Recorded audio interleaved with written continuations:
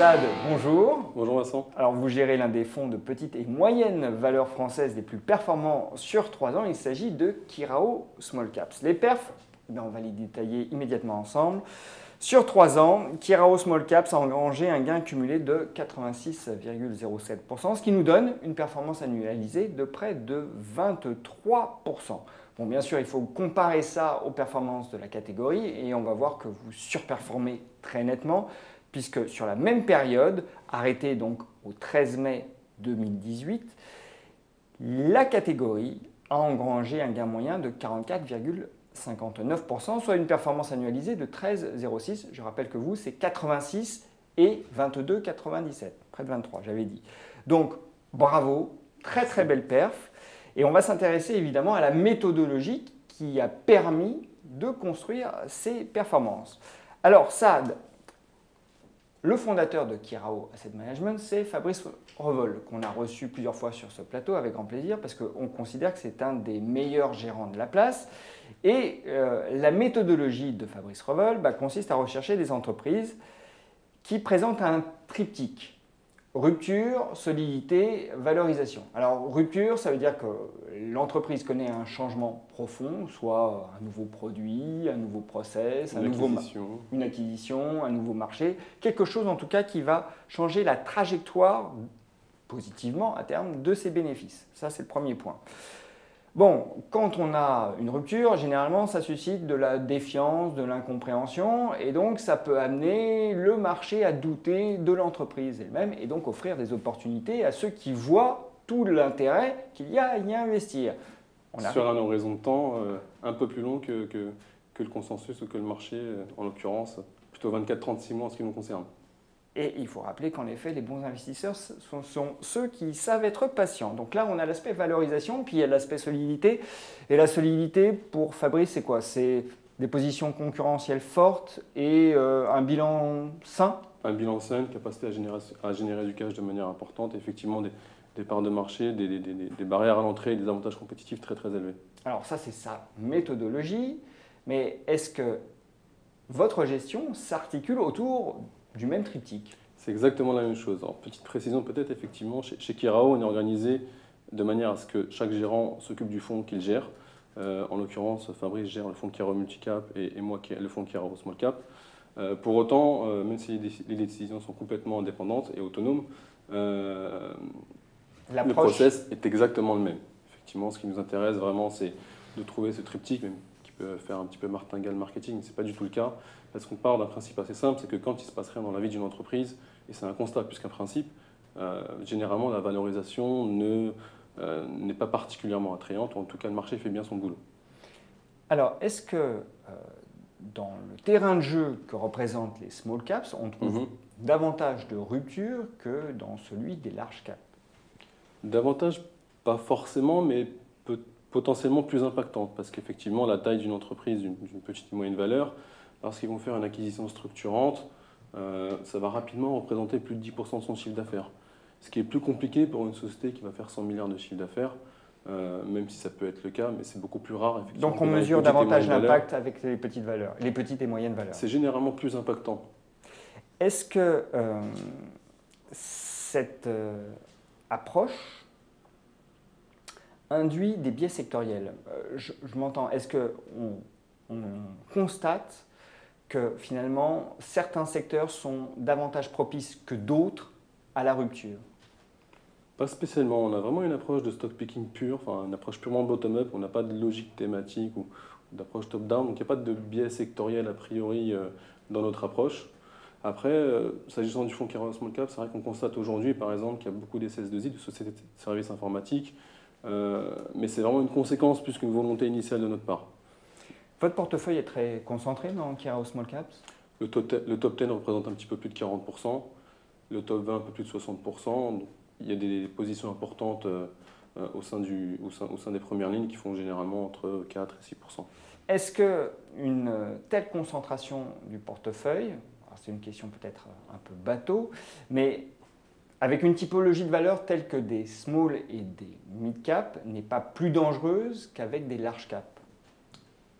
Pas nécessairement, ça dépend du profil de risque des petites et moyennes valeurs en question, sachant que quand on parle de petites ou moyennes valeurs, on parle souvent de sociétés qui font plusieurs centaines de millions de chiffres d'affaires, très internationalisées, donc en ce sens, qui ont une certaine taille et qui ne les rend pas forcément plus vulnérables que d'autres. Je pense que la distinction doit se faire entre les sociétés qui créent de la valeur dans la durée et celles qui n'en créent pas mécaniquement.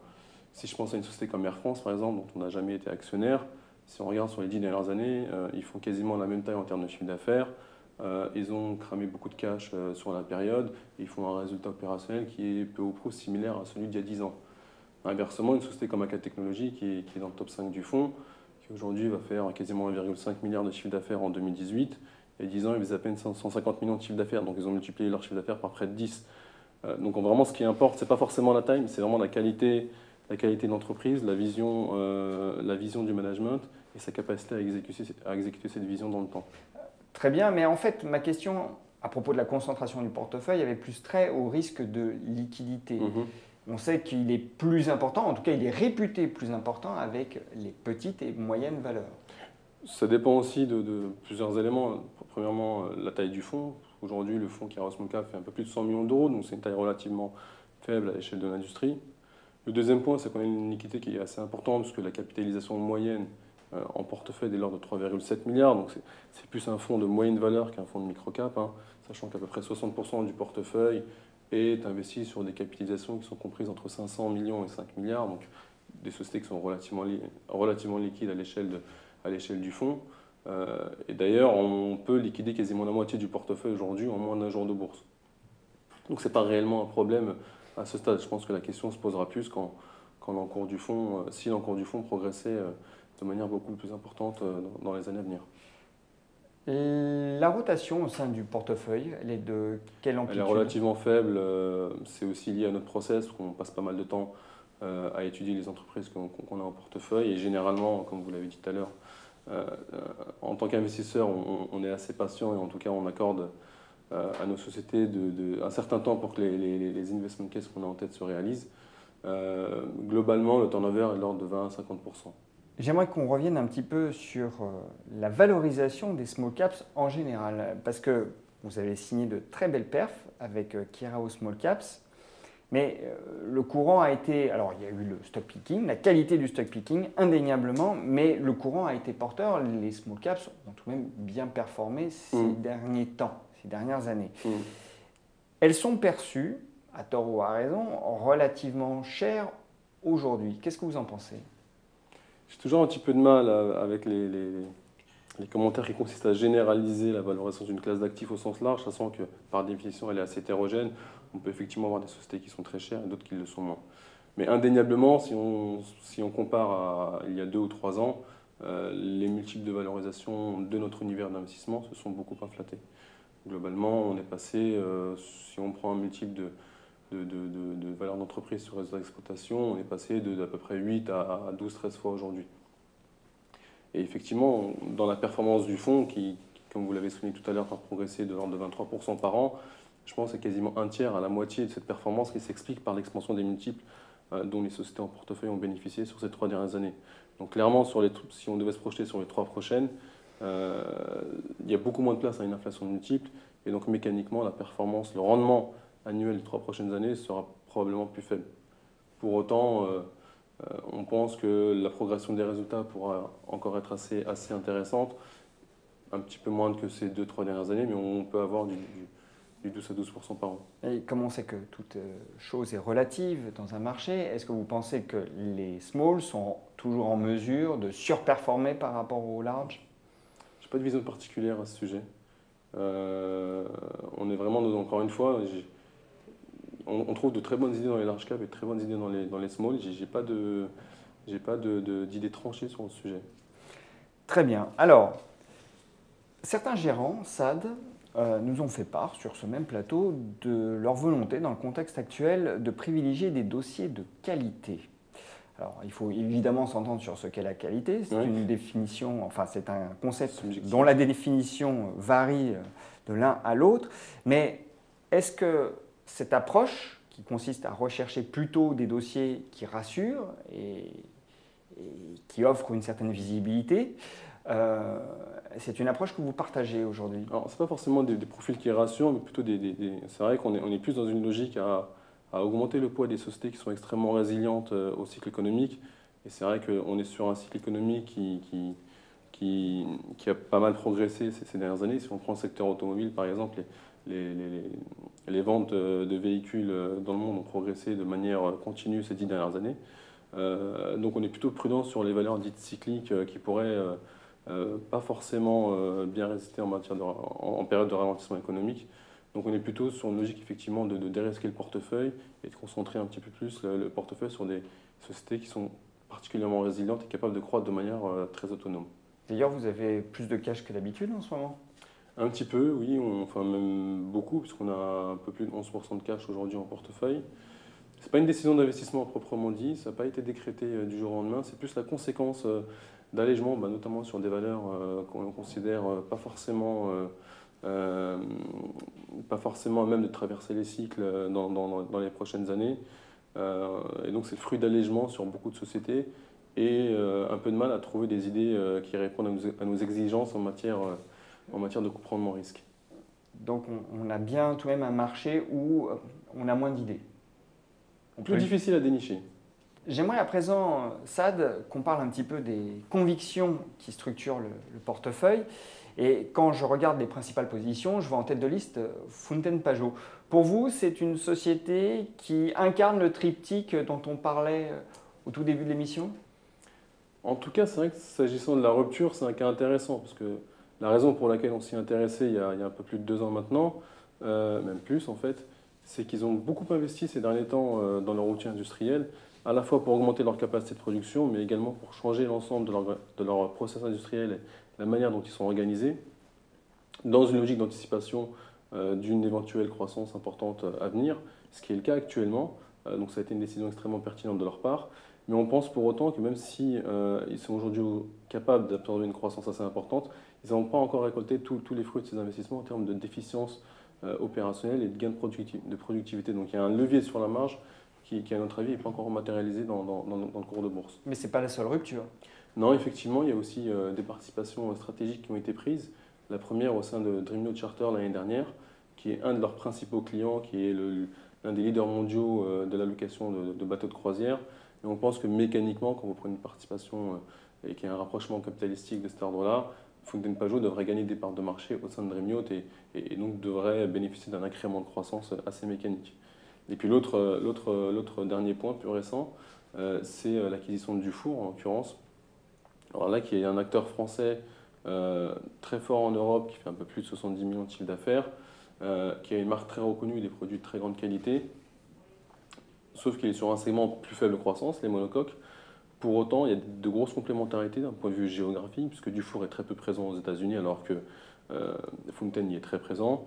Il y a une complémentarité d'un point de vue offre proposée aux concessionnaires, puisqu'il maintenant il est capable d'offrir à la fois des produits catamaran, qui est son cœur de métier, et des produits monocoques. Et puis je pense qu'il y a des synergies qui ne sont pas négligeables sur les achats, et puis sur les process industriels qui peuvent permettre de générer des gains de productivité pas négligeables dans les 2-3 prochaines années. Donc ça peut renforcer Fountaine Pajot face à Beneteau? Potentiellement, mais en tout cas de manière intrinsèque, c'est clair que c'est une bonne nouvelle pour Beneteau. Pour Fountaine Pajot, on avait bien compris. Alors, Fountaine Pajot, j'aimerais qu'on parle très rapidement d'Elis aussi, parce que c'est la 4e position au sein du portefeuille. Oui. Là aussi, il y a eu une rupture majeure, une opération, le rapprochement avec Berendsen. C'est ça, l'année dernière. Alors là, c'est une taille un peu plus différente, parce que Elis, c'est quasiment 3,2 milliards de chiffre d'affaires en 2018. Effectivement, ils ont fait une acquisition assez structurante l'année dernière en rachetant Berendsen, qui est leur concurrent anglais et scandinave. Il y a des positions très fortes dans ces 2 régions-là. C'était 1,3 milliard d'euros, c'est ça à peu près? 1,3 milliard de chiffre d'affaires pour Berendsen contre 1,5 milliard pour Elis standalone. Donc c'est une quasi-fusion entre égaux, pas complètement, mais presque, qui est extrêmement complémentaire d'un point de vue géographique, puisque Elis n'était pas présent sur ces régions-là. Elis, on rappelle, c'est de la blanchisserie. C'est le leader européen de la blanchisserie industrielle, qui bénéficie d'une vague d'externalisation assez forte auprès de ses clients dans le domaine de la santé, les hôpitaux, les maisons de retraite et dans le domaine également de l'hôtellerie notamment, et dans une moindre mesure dans le domaine industriel. Et donc, ils ont fait une acquisition assez importante en 2017, dont les synergies à venir nous paraissent assez importantes, pas complètement intégrées par le marché. Et là, quand on revient sur la partie solidité du fameux triptyque, on a une société qui a une résilience extrêmement forte de son activité, qui a un management qui est de très très grande qualité, puisqu'ils ont un track record assez exceptionnel en matière d'acquisition. Ils ont fait plus de 50 acquisitions sur les 7-8 dernières années, qui ont été extrêmement relatives d'un point de vue financier, et une valorisation qui finalement n'est pas complètement excessive, parce que le titre se paye aujourd'hui 15 fois le résultat d'exploitation, alors qu'on en attend une croissance à 2 chiffres du résultat opérationnel sur les 3 prochaines années. C'est bien que vous évoquiez la solidité, parce que j'avais une question à ce propos concernant Elis, parce que, encore une fois, certains prennent leur distance par rapport vis-à-vis des sociétés assez endettées. L'endettement d'Elis C'est important. Oui, parce qu'ils financent leur croissance externe par la dette. Exactement. Est-ce que ce n'est pas un problème dans un contexte de durcissement monétaire? Alors déjà, ce serait parier sur une remontée des taux, chose sur laquelle je suis pas forcément, enfin je ne prendrai pas de pari à court terme en tout cas. Le point important, c'est qu'eux, ils ont complètement refinancé leur dette récemment sur des niveaux extrêmement bas, donc ils n'ont pas de problème de liquidité sur les 3-4 prochaines années. Ensuite, c'est une société qui génère beaucoup de cash, donc il y a une capacité de désendettement extrêmement rapide. Si le marché devait ralentir, il suffirait simplement qu'il fasse un petit peu moins d'acquisitions, mais c'est pas un sujet particulier pour nous dans le sens où il a un business qui lui permet de générer beaucoup de cash et de rembourser sa dette assez rapidement. Qu'est-ce que vous diriez, et ça sera le mot de la fin, Saad, à quelqu'un qui souhaite et qui hésite tout de même à investir dans les small et mid cap françaises aujourd'hui? C'est toujours délicat de donner des recommandations d'investissement, même en tant que gérant, surtout en tant que gérant d'ailleurs. Mais je pense que la meilleure chose à faire, c'est de lisser ses investissements dans le temps pour éviter de prendre un risque de timing ou de cycle. Mais c'est clairement une classe d'actifs au sein de laquelle il faut être présent, à mon sens. En tout cas, je le suis personnellement. Saad, merci. Merci Vincent.